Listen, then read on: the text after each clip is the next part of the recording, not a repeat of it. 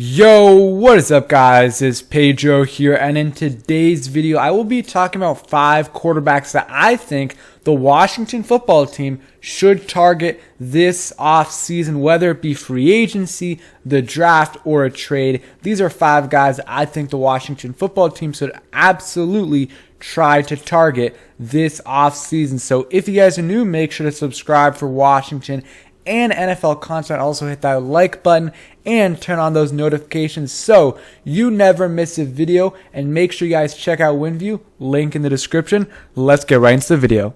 I think that we can all agree that the Washington football team needs to find a franchise quarterback if they want to have sustained success. And, they just don't have a franchise quarterback on the roster. I know some people love Taylor Heineke, and I love his story, but he just isn't a franchise quarterback, especially if you want to have sustained success in the National Football League. You're going to want to, get a franchise quarterback, and I do not believe they have one on their roster right now, and it's going to be very important, this offseason, for Ron Rivera.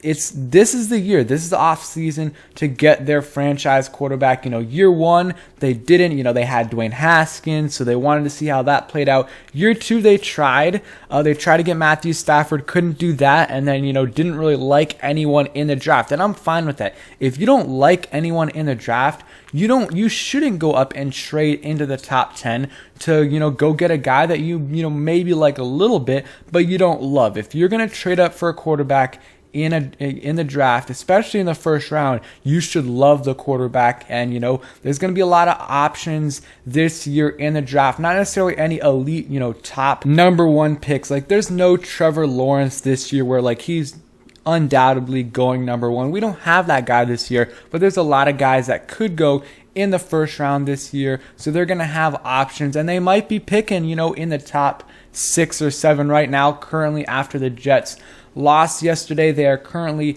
at the 7th spot. They could go up from there, they could go down. Who knows? We'll see how the season plays out. But we're going to be talking about 5 players, 5 quarterbacks that I think Washington should try to go after this offseason. We'll start off with a couple, veteran players, and then go into, some guys in the draft. I'm trying to keep it somewhat realistic. So, there will be some guys on this list that I just won't put there because I don't think Washington will be able to land them at all. So let's start off with Deshaun Watson. And of course, I got to start off with this is if he is cleared, and it's going to be the offseason. So we're going to have more clarity on this issue in the offseason. If he is cleared from his legal issues, I think Washington should try to trade for Deshaun Watson.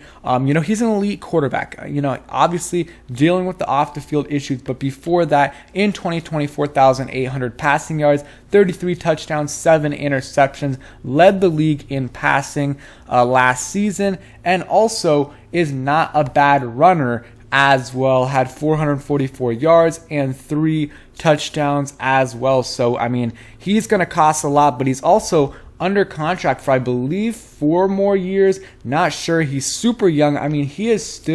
He's not entered his prime, and he was an elite quarterback last year on a very bad team, had no help. And, the years before that, he was taking that team to the playoffs, even though they weren't, great. They didn't have any amazing players. They had a couple good players, DeAndre Hopkins, J.J. Watt, but, really throughout his whole tenure, J.J. Watt has been in and out of the lineup his whole tenure there. But Deshaun Watson, it's going to cost a lot. It's going to cost multiple first-round picks, some mid-round picks as well, and a player. But, they have those resources, and if you want to get a franchise quarterback, you want to have sustained success, you got to play, you got to go all in. And I think someone like Deshaun Watson, again, if he is cleared, I think that would be a good option. You have players on the defensive line you could go ahead and trade if you really needed to. Maybe someone like Daron Payne, a couple first-round picks, a couple seconds, something like that. It's going to take a lot, but I definitely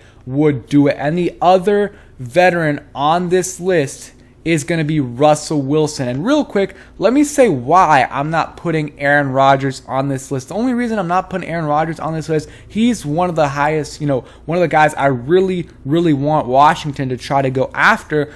I just don't think it's realistic at all. He really, really wants to go to the West Coast if he does get traded, and I honestly think there's a chance he even stays here next year because, I mean, they're winning. They're a really, really good team with him, and I don't know if he's going to find a much, much better situation to go to, so I think that's why someone like Aaron Rodgers is going to be very hard to get because he might want to stay in Green Bay, and he's not going to want to come to Washington, and he's probably going to want to go to the West Coast. And you might say, well, Deshaun Watson has a no trade clause. He might not want to come to Washington. It's a little different with Deshaun Watson. The situation he's in, his team, like if he does get cleared and he's going to be able to play again. The Texans are not a good football team, and I know we aren't, but I do believe we are a better football team than the Houston Texans. We have a better, roster and definitely more talented, and he wants a new start. He does not want to be in Houston. He was demanding a trade before his legal issues came up, and he just wants to get out of Houston. So I think there would be a chance he would want to come here. So the next guy, I know some people might laugh, say there's no chance we can get him, but it is Russell Wilson, and obviously I don't have to talk about how good of a player he is because he is an elite quarterback, one of the best leaders in the NFL. The reason why I think there might be a chance the Seahawks trade him after this year is because they are struggling. I think right now they are 2-5, 2-6 right now. They have the bye week this week. And I just looked it up. They are 3-5, but my point still stands. They are struggling, and of course, that a lot of that has to do with Russell Wilson being out with that, hand injury. But still, even when he was healthy, they weren't great, and they've just failed to put the pieces around him. They do have some good receivers, but their offensive line has been really bad the last few years. The run game has been okay, and the defense there was reports obviously that he was frustrated with the team last year, especially head coach Pete Carroll, and he's basically he said he didn't request a trade, but at the same time he said, if I were to be traded, these are the few teams that I would go to.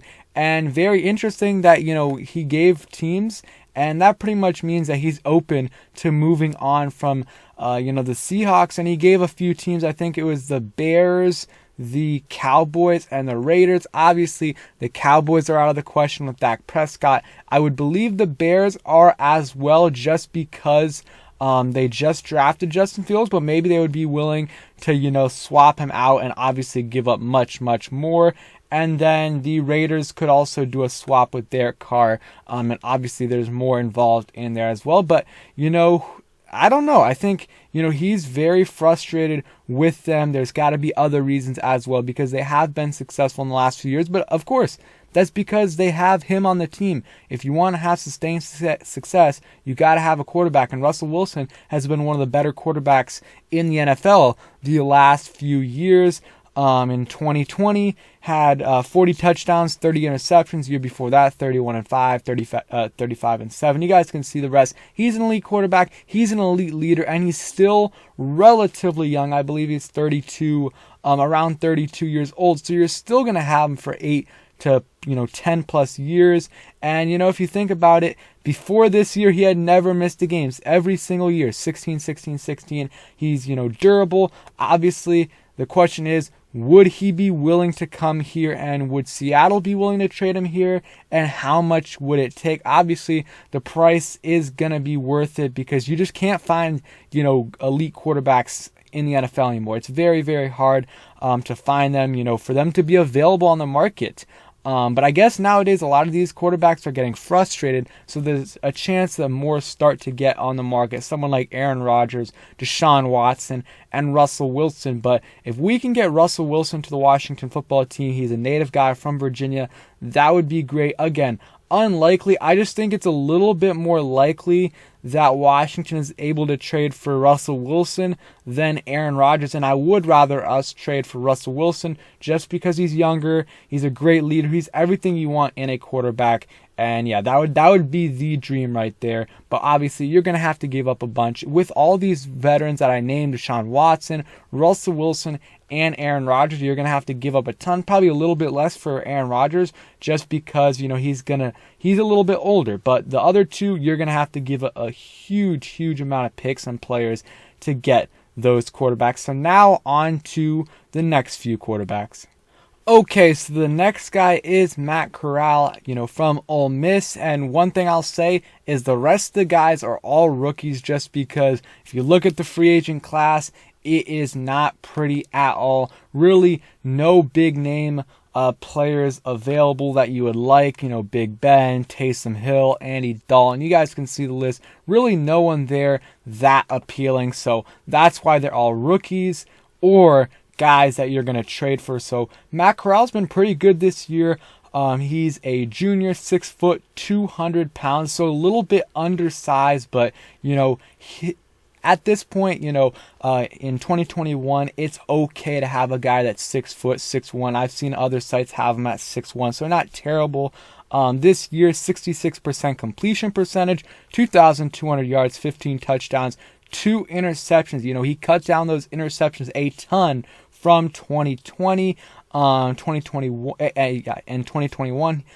He had 110 rushes for 519 yards and 10 touchdowns so far.